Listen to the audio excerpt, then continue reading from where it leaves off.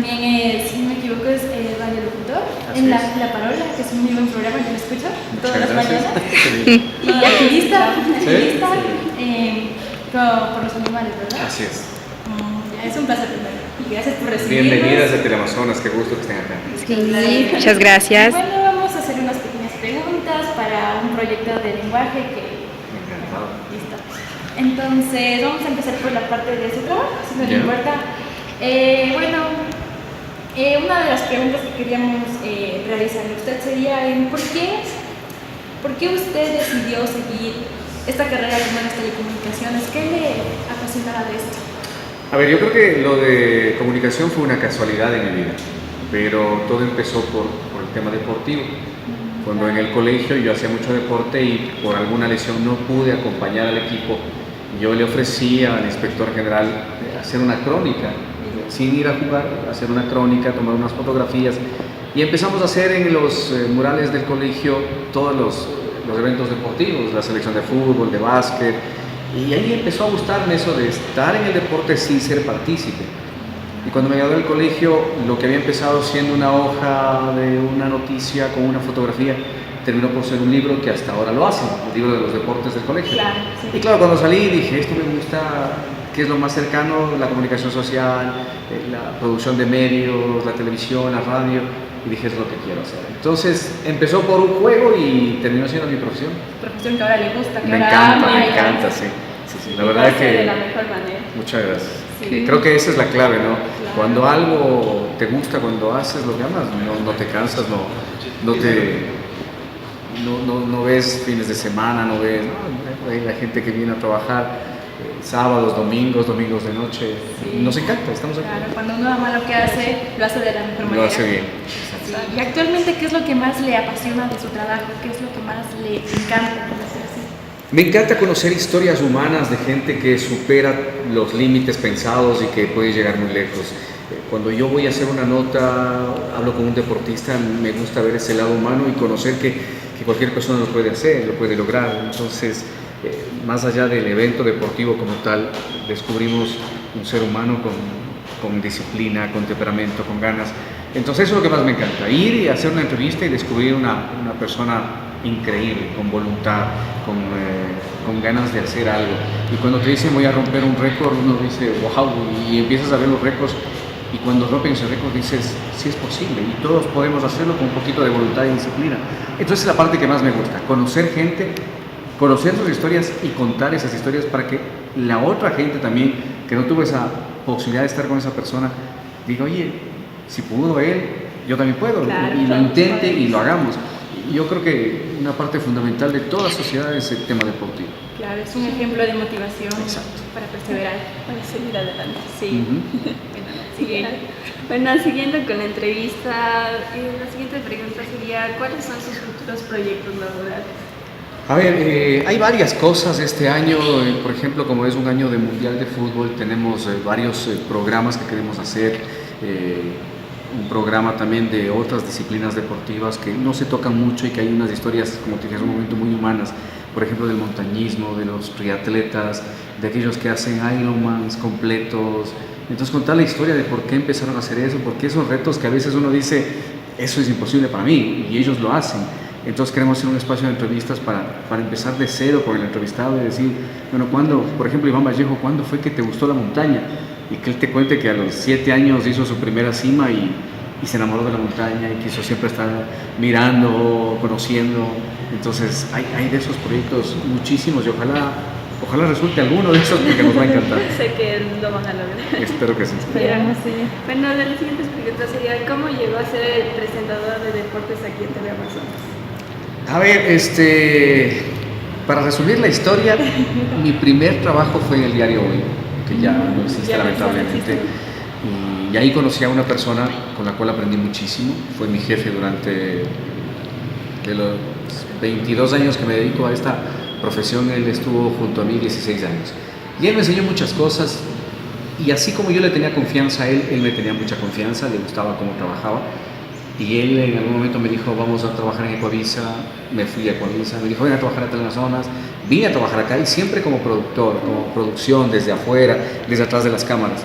Y algún día faltó el presentador, digo, esas oportunidades que hay, y me dijo, presenta tú. Nunca se las presenta esas oportunidades. Yo presento, y claro, como yo armaba todo, sabía cómo funcionaba, creo que lo tomé con mucha calma y lo hice. Les gustó y me dijeron, presenta tú. Y estuve ocasional un par de meses, pero me dijeron, no, que se quede el Alberto, y aquí estamos. Claro. Parece que ha funcionado. Sí. Ahorita usted presenta muy bien. Muchas gracias. Como también sabemos que tiene el programa radial La Parola, ¿qué le impulsó a crearlo?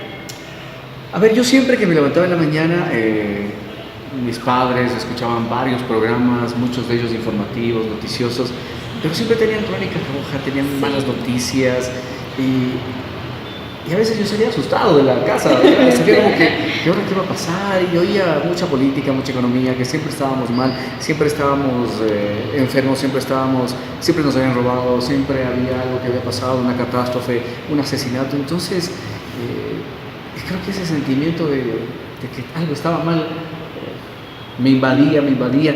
Y alguna vez hablando con mi mamá me decía, es que oímos de esos programas, oíamos música. Entonces pensamos que eso era la solución, y efectivamente mi mamá empezaba a poner solo música. Y a veces llegábamos a una radio que contaba historias, y unas historias muy motivantes. Entonces yo decía, me gusta, esa es la manera. Entonces cambiaba el ambiente, y el primer ambiente, el de la mañana, tiene que ser súper positivo, ¿no? Entonces cuando se me ocurrió hacer un programa, yo decía, tiene que ser positivo, tiene que contar historias, tiene que reírse, tiene que ser alegre, tiene que un poco quitarte la pereza, además de la mañana, eso que es bien pesado, y contarte lo que digas, oye, qué chévere, oye, eso me gustó y lo voy a poner en práctica.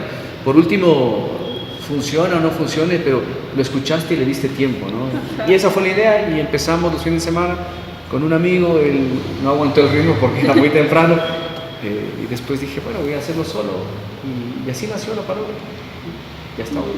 Sí, de la mejor manera. Y si se motivan, Sí, las pues mañanas acá. es levantarse de la mejor manera, con toda la actitud positiva y Eso con es- buena música esa- también. esa es la Con idea. buena música. Sí, bueno. También sabemos que a usted le gustan mucho los animales, es Sí. activista por Ujú. los derechos de los perritos, gatitos, así, y colabora, bueno, promocionando a algunas fundaciones, ¿no? Ujú.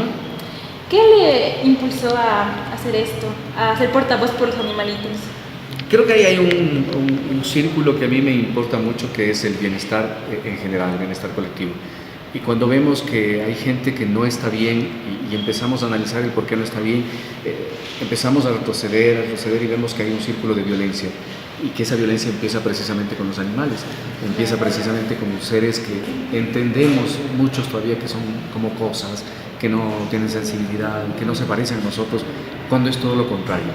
Entonces, en algún momento, ayudando en un hogar de niños, entró un perro, y yo toda la vida he tenido esta sensación de rescatar, de ayudar, y los niños le sacaron a empujones. Entonces yo decía, perdimos en algún momento la sensibilidad. Entonces, a partir de ese momento dije, no, o sea, esto hay que cambiar, y empezamos a hablar muchísimo. En ese mismo hogar empezó todo. Empezábamos a hablar, Freddy, de bienestar de los animales, de bienestar de todos, y empezamos a juntar cosas, y después fuimos descubriendo, leyendo, conversando con otros activistas de otros países, que la gente que termina siendo psicópata, asesino, empezó lastimando animales, y es un proceso que termina en los seres humanos. Entonces decíamos, la mejor manera de evitar que haya muerte de un humano es evitando que acá haya la muerte de un animal. Y después nos metimos de lleno, ya no solo en la fauna urbana, sino en la fauna silvestre. Tenemos un país hermosísimo, mega biodiverso, y decimos, no podemos estar traficando con nuestros animales, no podemos estar cazando, no podemos estar toreando. Esa es dicen algunos, una tradición de la civilización más violenta que ha tenido la historia de la humanidad, que son los romanos. Y ahí empieza esto, y no podemos mantener algo así. Entonces dije, si es que podemos ser voz, que seamos la voz, y aquí estamos, o sea, levantando la mano por ellos, levantando la voz por ellos si es necesario, a veces pensando en retos muy grandes solamente para llamar la atención, y que los niños digan, no, en vez de sacarle empujones, mejor hagamos algo porque Algo esté por bien. ellos, porque ellos no tienen voz, y ser mejor portavoces de ellos, poder ayudarlos, y que una sociedad sea mejor así, donde no haya maltrato a los animales, No haya y violencia. podamos convivir con ellos. Exactamente, esa es la idea. Sí. Bueno, la verdad es que todas las respuestas que le ha dado nuestra compañera y quisiéramos saber un poco más la parte de su vida y quisiera saber qué hace usted en su tiempo libre después de... Tiempo libre no hay. Pero A siempre ver, hay un espacio. tengo la verdad muy poco tiempo libre Sí, porque estoy dedicado a entrenar, tengo varios retos deportivos, además de mi profesión. Entonces, del poco tiempo que queda después de la carrera, después de trabajar en la radio, en el canal, lo que hago es pasar con mi familia y entrenar. Entonces, por suerte he podido combinar que mi familia, mis 2 hijos, mi esposa me acompañen en los retos. Entonces, a veces mi hijo toma fotos, mi hija a veces ha participado conmigo, que es lo que a mí más me emociona, y mi esposa hace la logística, entonces nos convertimos en un equipo. Entonces siempre estamos juntos conversando, vos haces esto, tú esto, yo entreno. Entonces yo me ocupo de entrenar y ellos se ocupan de los pasajes, de que hay que viajar acá, de que hay que hacer esto, hay que comprarlo de acá. Mi hijo de las fotos y después hace videos, me dice, toma, ese es el video del Ironman, del Photopax, de lo que sea.